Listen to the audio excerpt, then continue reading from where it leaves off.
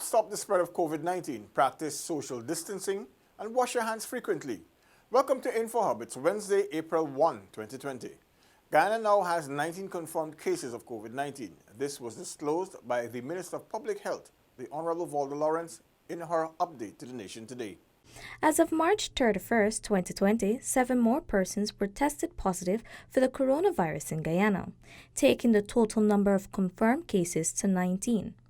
Minister Lawrence said Guyana's inconclusive case remains as 1 and deaths remain at 2.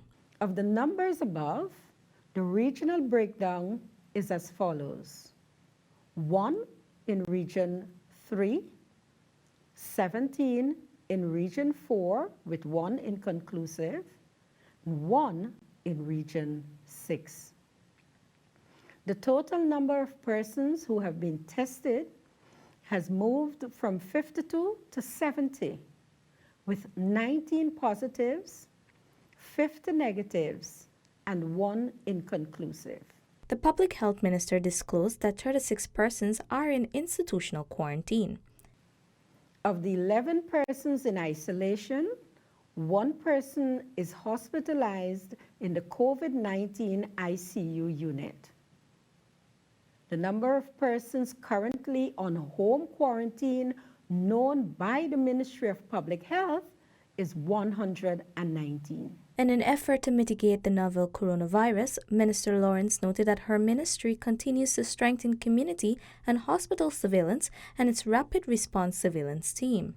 The Mabaruma Regional Hospital has developed an external triage area and a colored handband system for the differentiation of cases. A separate isolation facility has been identified with capacity for 8 to 10 persons and quarantine capacity for 2 persons, which will expand as we go along. Meanwhile, describing them as the first line of defense, Minister Lawrence expressed her satisfaction with the efforts being made daily by the health workers across Guyana. She is also appealing to residents who are bent on stigmatizing these officials amid the COVID-19 pandemic to desist from doing so.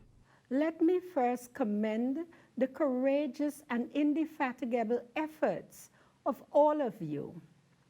The Ministry of Public Health is appreciative of your daily sacrifice to keep us all safe.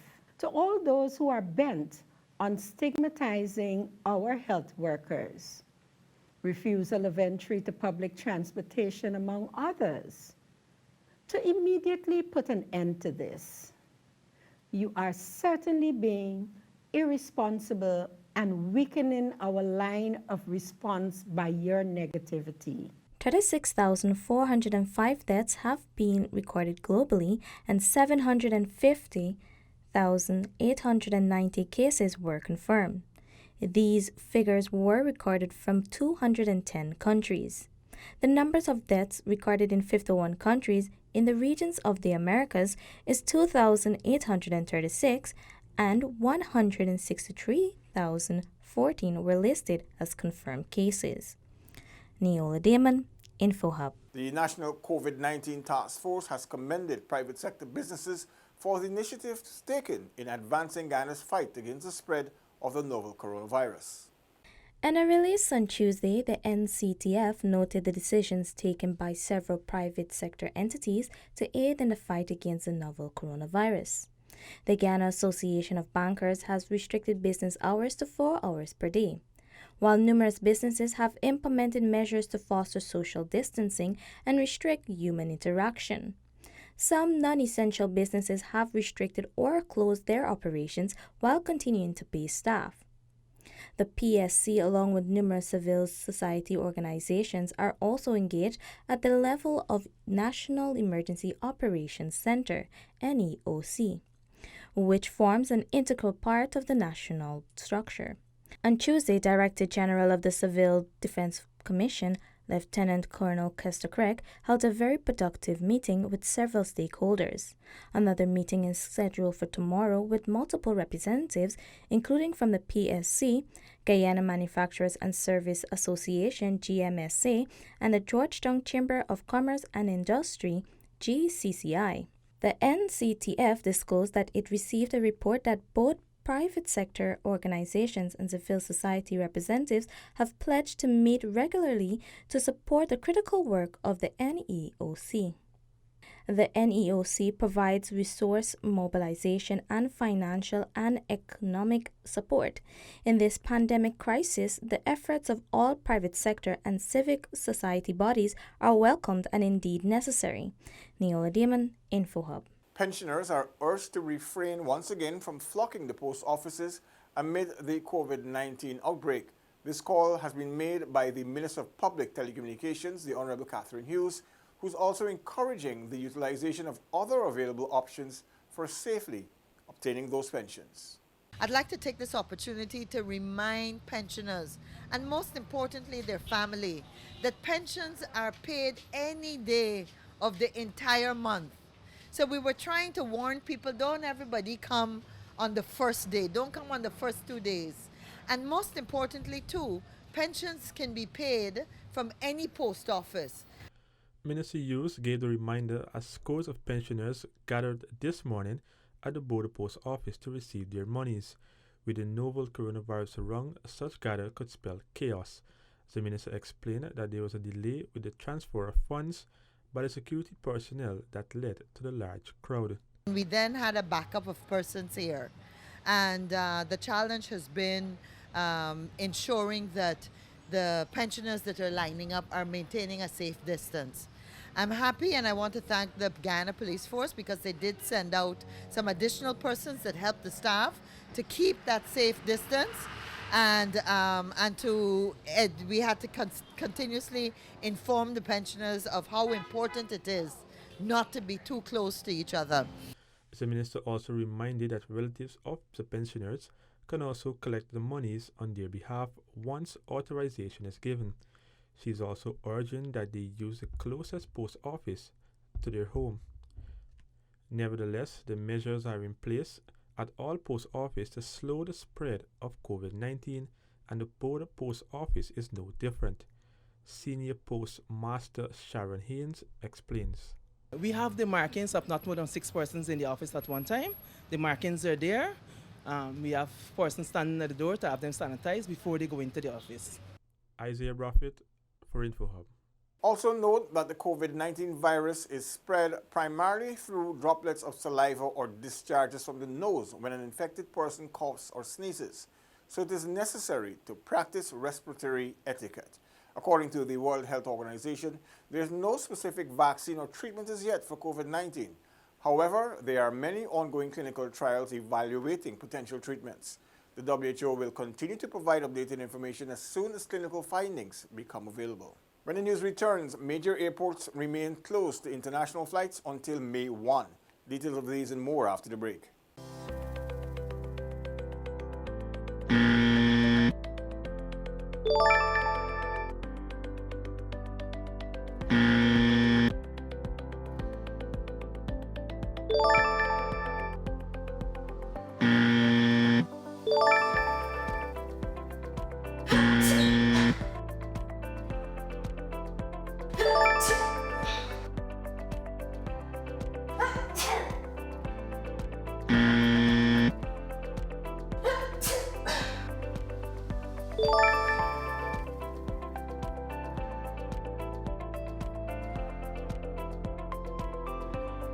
Thanks for staying with us. In light of COVID-19, the Chedi Jagan International Airport and the Eugene F. Correa International Airport will remain closed to international flights until May 1, 2020. Announced through the Ministry of Public Infrastructure, the extended closure of the airports was based on a request made by the Guyana Civil Aviation Authority, GCAA, in an effort to reduce the transmission of COVID-19. In a letter to Subject Minister Honorable David Patterson, the aviation regulatory body noted that the World Health Organization recommends a 14-day quarantine for persons arriving from locations with known COVID-19 cases. In light of this, the GCAA wanted that airports to be closed beyond that timeline.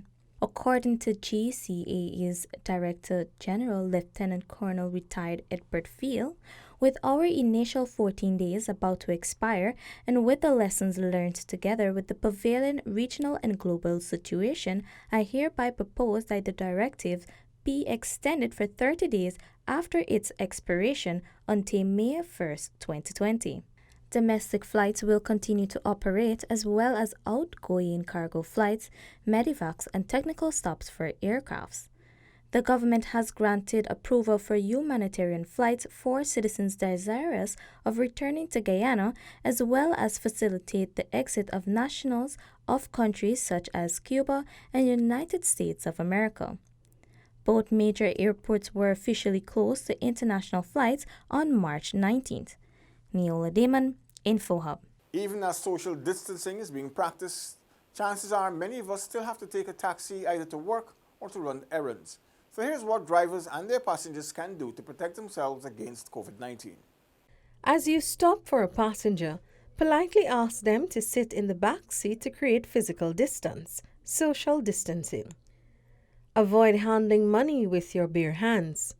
If possible, consider wearing disposable gloves if you must collect money from customers. Change gloves as often as you can. Drivers can also disinfect cars regularly, especially after dropping off passengers who appear to be sick. Ensure to pay close attention to surfaces that were touched often by passengers. Have tissues and hand sanitizer available for your passengers and print and post information for passengers. Now here's what passengers can do to protect themselves. Ensure to sanitize your hands before entering the taxi. Observe social distancing by sitting in the back of the taxi. Avoid touching surfaces, then touching eyes, nose, and mouth. Sanitize your hands after exiting the taxi. To stop the spread of germs, remember to also wash your hands often with soap and water for about 20 seconds. If soap and water are not available, use an alcohol-based hand sanitizer that contains at least 60% alcohol. Here now is a short video from the World Health Organization of some of the safety measures you can practice to safeguard against COVID-19.